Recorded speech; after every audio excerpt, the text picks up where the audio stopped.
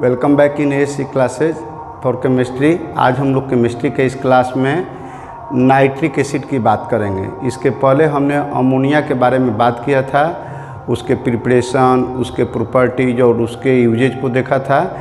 आज हम लोग नाइट्रिक एसिड की बात करेंगे। तो नाइट्रोजन जो है वो ऑक्सीजन के साथ और हाइड्रोजन के साथ मिल करके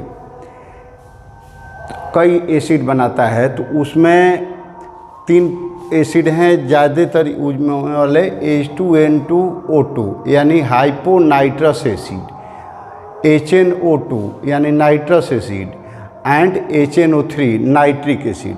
तो ये 3 एसिड मेन बनाता है। नाइट्रोजन फॉर्म्स ऑक्सो एसिड्स यानी ऑक्सीजन कंटेनिंग एसिड बनाता है, like H2N2O2 hyponitrous acid, HNO2 nitrous acid and HNO3 nitric acid.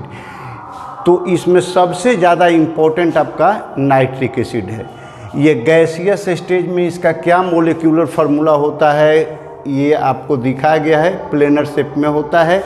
Nitrogen यहाँ 3O से कंटेंट है, यहाँ पर 121 पिकोमीटर, ये भी 121 पिकोमीटर, दोनों के बीच में 130 डिग्री का एंगल होता है। एक नाइट्रोजन इधर ऑक्सीजन इधर निकला, यहाँ पर ऑक्सीजन नाइट्रोजन के बॉन्ड रहता है जो हाइड्रोजन से रिलेटेड ऑक्सीजन है, उसका 140.6 पिकोमीटर, और हाइड्रोजन एक जुड़ा रहता है जो 96 पिकोमीटर पर होता है, 102 डिग्री का एंगल बनाता है। तो ये गैसियस फॉर्म में उसका प्लेनर स्ट्रक्चर है HNO3 का। अब ये HNO3 जो है, तो इसको प्रिपेयर करने के लिए हम लोग 2 मेन मेथड देखते हैं। एक मेथड होता है लैब मेथड, लेकिन इंडस्ट्रियल मेथड में लैब मेथड का यूज नहीं करके उससे चीपेस्ट मेथड का यूज करते हैं, जिसको ओस्टवाल्ड प्रोसेस बोलते हैं। तो पहले हम लोग लैब मेथड को देख लेते हैं। तो इन लेबोरेटरी HNO3 यानी nitric acid is prepared by heating KNO3 यानी पोटेशियम नाइट्रेट या NaNO3 सोडियम नाइट्रेट।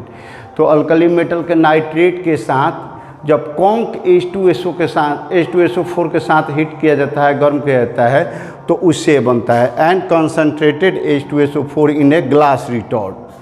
तो glass retort basically flask like structure होता है, लेकिन अंतर यही होता है कि फ्लास्क में उसका नेक ऊपर की ओर होता है और इसका नेक बेंड होता है, जस्ट लाइक जैसे मान लीजिए कि यहाँ एक स्ट्रक्चर है, उसका ऐसे बना रहता है। तो कुछ फॉलन 6 की तरह, जैसे 6 ऐसे बनाते हैं तो ये रिटॉर्ट ऐसे रहता है। तो उसी में हम लोग डाल करके इसको गर्म करते हैं, चूँकि वो कंडेंसेशन प्रोसेस की तरह काम करता है, वेपर को दूसरे जगह लाएगा।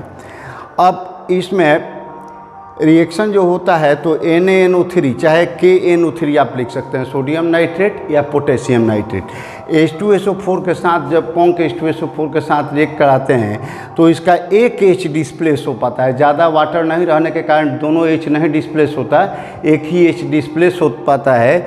और एक H जो डिस्प्लेस होगा तो NO3 के साथ मिल करके HNO3 बना लेता है, और एक H बच गया तो यानी HSO4 हो गया हाइड्रोजन सल्फेट, और उस सोडियम के साथ मिलकर के सोडियम हाइड्रोजन सल्फेट बना लेता है। तो इस तरीके से आपका ये HNO3 यहाँ ऑब्टेन हो जाता है। लार्ज स्केल पर इंडस्ट्रियल मेथड में हम लोग यूज करते हैं, तो वहाँ पर ओस्टवाल्ड प्रोसेस का यूज करते हैं। On a large scale it is prepared by Ostwald process. तो ओस्टवाल्ड प्रोसेस जो होता है वो अमोनिया की ऑक्सीडेशन से रिलेटेड है, कैटालिटिक ऑक्सीडेशन से रिलेटेड होता है और ऑक्सीजन के साथ। तो on a large scale it is prepared by Ostwald process which is based upon the catalytic oxidation of NH3 by atmospheric oxygen.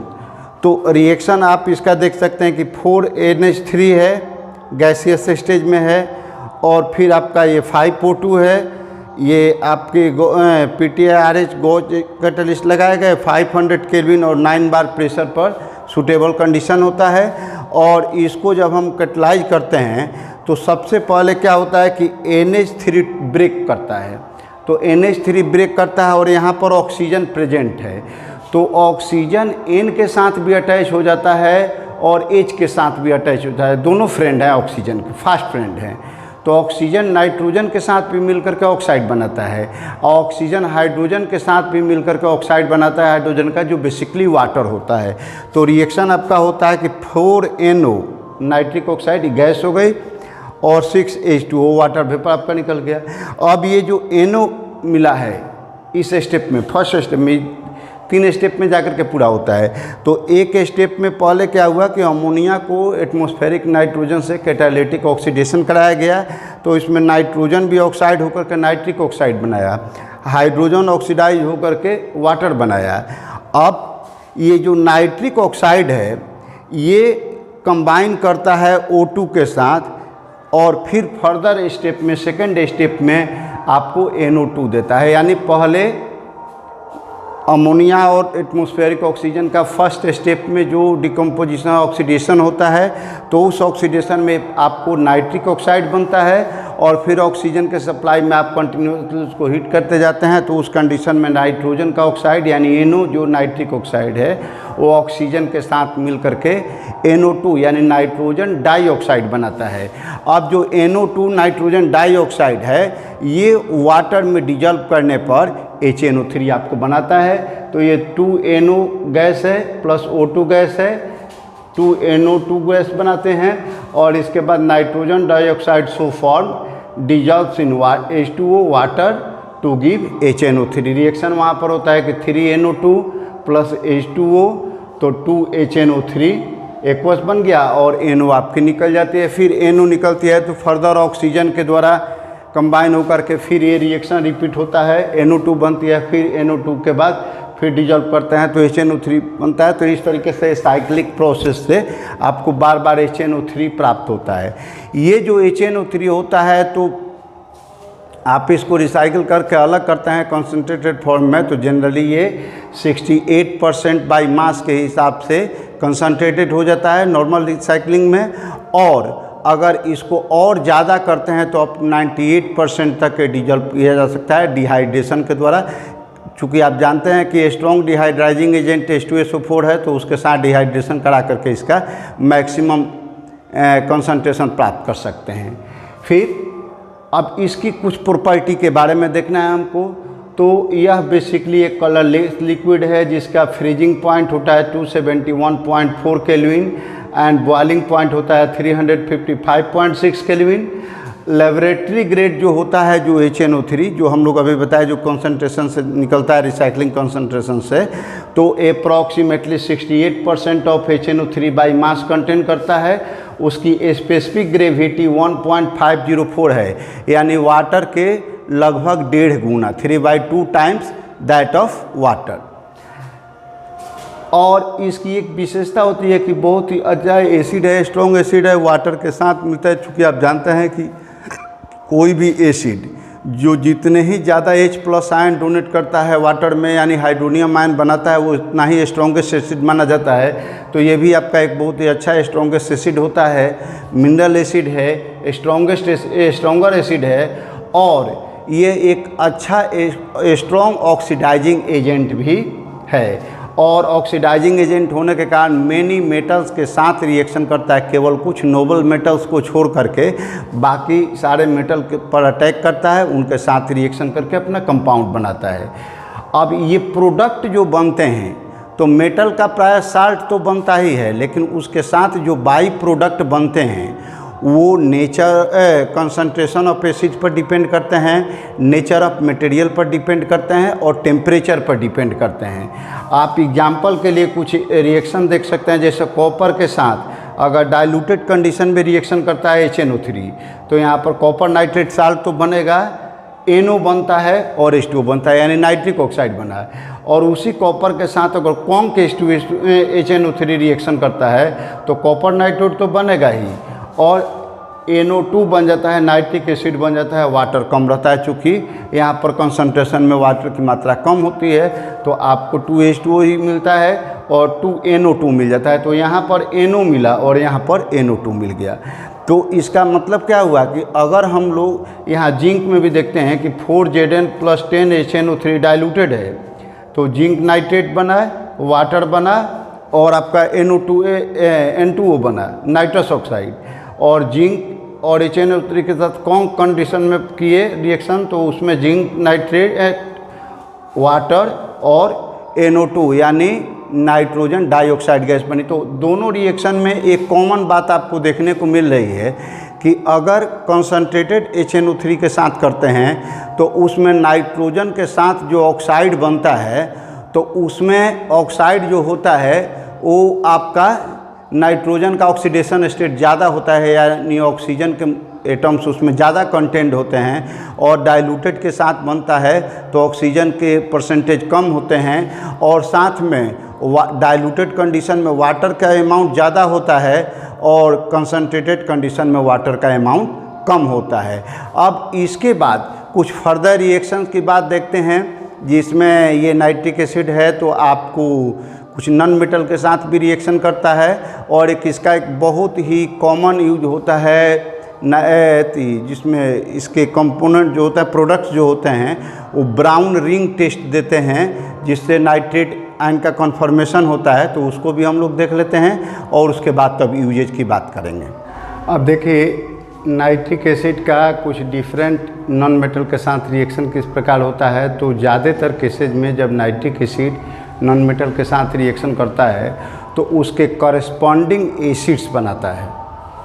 ठीक है, कॉमन बात याद रखिए कि नॉन मेटल के साथ जब नाइट्रिक एसिड रिएक्शन करता है तो वहाँ पर उस नॉन मेटल के कॉरेस्पॉन्डिंग एसिड्स बनते हैं। जैसे आयोडीन के साथ नाइट्रिक एसिड रिएक्शन किया तो ये आयोडिक एसिड बनता है, HiO3 आयोडिक एसिड है। HI केवल होता है हाइड्रो आयोडिक एसिड, लेकिन यहाँ पर HiO3 है तो आयोडिक एसिड इसको बोलेंगे, ध्यान रखना है।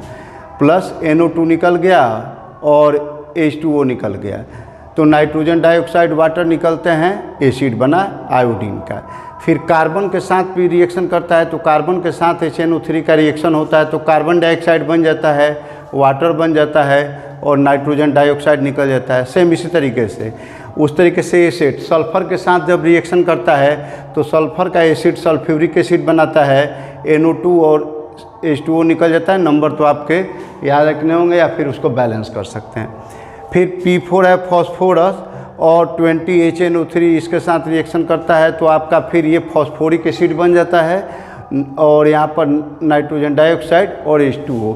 तो चारों रिएक्शन में हमने कॉमन क्या देखा कि सब में H2O बन रहा है, सब में NO2 बन रहा है, और जो नॉन मेटल यूज किए हैं उसका ऑक्सो एसिड बन रहा है। तो मेन है कि ऑक्सो एसिड बनाता है।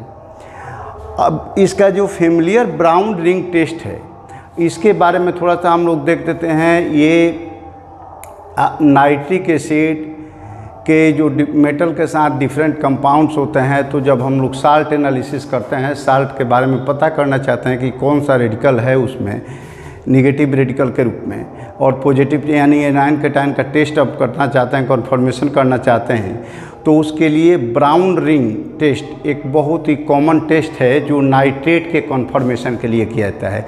ये हमारे 12th के प्रैक्टिकल के सिलेबस में भी है, इसको वहाँ पर हम लोग लैब में भी करते हैं। तो ये बहुत ही कॉमन टेस्ट है नाइट्रेट के कन्फर्मेशन के लिए।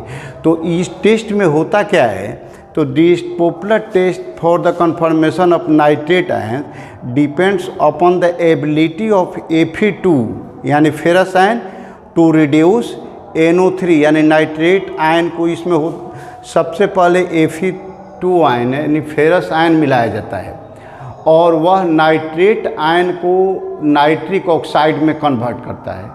Fe2 आयन नाइट्रेट को नाइट्रिक ऑक्साइड NO में कन्वर्ट करता है और यह रिएक्ट करता है NO किसके साथ, Fe2 के साथ जो मिलाया गया है उसको, तो उससे आपको फेरिक पहले आयन बनता है। क्या किया कि NO2 आयन है उसमें जब Fe2 प्लस आयन वाला कोई सॉल्यूशन डालते हैं तो उसमें Fe2 प्लस जो है डिकम्पोज करके अलग होकर के एक्वस फॉर्म में, और वह NO3 आयन को पहले NO में कन्वर्ट करता है और उसके बाद इटसेल्फ Fe2 जो है वो Fe3 प्लस में कन्वर्ट होता है। Fe2 प्लस जो है Fe3 प्लस में कन्वर्ट होकर के और एक कॉम्प्लेक्स बनाता है NO के साथ। तो वही जो कॉम्प्लेक्स होता है वो ब्राउन कलर का होता है। तो इसके लिए जब हम लोग लेबोरेटरी में करते हैं तो उस कंडीशन में हम पहले यहाँ पर लिखा हुआ है कि for this diluted ferrous sulphate solution, सबसे पहले हम जिस आयन में टेस्ट करना चाहते हैं, जिस साल्ट में टेस्ट करना चाहते हैं, उस साल्ट का एक्वस सॉल्यूशन बनाते हैं, उसको एक टेस्ट ट्यूब में ले लेते हैं थोड़ा सा। उसके बाद उसमें फ्रेशली प्रिपेयर्ड फेरस ये sulphate solution, freshly prepared ferrous sulphate solution डालते हैं तो ज़्यादा अच्छे से रिएक्शन होता है। तो उसको हम ऐड करते हैं, मिलाते हैं उसमें। और जब साल्ट लिया गया एक्वस सॉल्यूशन के फॉर्म में, उसमें आपका फेरस सल्फेट का सॉल्यूशन मिला दिया गया और इसके बाद उसमें आराम से तिरछा करके धीरे धीरे धीरे धीरे आपको कॉन्क सल्फ्यूरिक एसिड यानी H2SO4 को धीरे धीरे धीरे धीरे उसके दीवार से गिराते हैं थोड़ा थोड़ा करके, ताकि सरफेस में ज़्यादा हेड होल नहीं हो लिक्विड के। आराम से गिरते जाएगा तो उसमें क्या होगा कि नीचे वाला सॉल्यूशन जो पहले है वो नीचे रहेगा और सल्फ्यूरिक एसिड उसके ऊपरी हिस्से पर जमा हो जाएगा। और ऊपरी हिस्से पर जब आएगा तो दोनों का जो इंटरफेस बना नीचे वाले लिक्विड का मिक्सर का, जो आपने साल्ट सॉल्यूशन और फेरस सल्फेट सॉल्यूशन को मिला कर रखा है उसका, और जो सल्फ्यूरिक एसिड का दोनों के लिक्विड का इंटरफेस जो बन रहा है, उसी इंटरफेस पर रिएक्शन के बाद ब्राउन रिंग टाइप का स्ट्रक्चर बन जाता है। तो ब्राउन कलर कंपाउंड बनता है, वो टेस्ट ट्यूब चूँकि गोल होता है तो रिंग टाइप में बन जाता है। तो अगर रिंग बनता है तो वो कन्फर्म करता है कि हमने जो साल्ट लिया था उसमें नाइट्रेट आयन आपका प्रेजेंट है। तो इस तरीके से नाइट्रेट के कन्फर्मेशन का ही टेस्ट है। तो उसके लिए यहाँ पर लिखा है for this diluted ferrous sulphate solution is added to an aqueous solution containing nitrate ion and then carefully adding concentrated sulfuric acid along sides of the test tube। ये मेन चीज़ है, बीच में डाल देंगे पूरा मिक्स हो जाएगा, रिंग नहीं बन पाएगा। तो test tube a brown ring at the interface between the solution and sulfuric acid layers बनता है और वही इंडिकेट करता है, indicate the presence of nitrate ion in solution. Reaction को समराइज हम कर सकते हैं कि नाइट्रेट आयन है, Fe2 आयन 2+ आयन है और एसिड से कौन के H2SO4 से आपको 4H मिला, ये मिलकर के NO2 अलग करता है, Fe3 और H2 बना। तो Fe और H2O मिल करके यहाँ पर H2O बना, तो Fe3 और H2O मिल करके कंपाउंड बनाते हैं FeH2O होल 6 2+ आयन और NO आपका निकल गया। तो ये जो दोनों मिल करके इस रूप में कन्वर्ट हो जाते हैं और इसी में ये NO जो है जब इसके साथ रिएक्शन करता है तो उस कंडीशन में यहाँ से एक H2O रिमूव हो जाता है और वहाँ पर NO आकर के जुट जाता है, यानी FeH2O5 यहाँ 6 था तो अब यहाँ 5 हो जाता है और एक NO इसमें जुट गया, चार्ज आपका 2+ वैसे ही रह जाता है और H2O जो आपका बना ये H2O निकल गया यहाँ से। तो यही जो कंपाउंड है कॉम्प्लेक्स कंपाउंड है और इसका कलर जो होता है ब्राउन होता है। तो ये ब्राउन रिंग टाइप के along the walls of the test tube हो जाता है और इससे नाइट्रेट आयन का कन्फर्मेशन हो जाता है, क्योंकि इसी के कारण NO2 निकला और NO2 फिर Fe3 से रिएक्ट करके आपका एक कॉम्प्लेक्स बना है। ठीक है, तो ब्राउन रिंग टेस्ट का क्वेश्चन बहुत कॉमन है, थियरी में भी कॉमन है और कॉमनली कोई भी पूछ सकता है, कहीं भी एग्जाम में पूछा जा सकता है इससे रिलेटेड क्वेश्चन। तो इसको आपका आइडिया होना चाहिए। और फिर आपको ये जो प्रैक्टिकल का एग्ज़ाम होता है 12th के लिए CBSE में, तो उसमें भी सिलेबस में भी है और इससे बहुत कॉमन चीज़ पूछा जाता है जनरली, तो इसको ध्यान में रखना है। इसके बाद उसके कुछ कॉमन यूजेज हैं नाइट्रिक एसिड के। तो जैसे सबसे ज़्यादा यूज तो इसका पहले होता है डिफरेंट टाइप के नाइट्रेट बनाए जाते हैं, जिसमें नाइट्रेट आपको ये फर्टिलाइजर्स के रूप में इस्तेमाल होते हैं और डिफरेंट टाइप के हाईली पावर्ड एक्सप्लोसिव में भी यूज होते हैं।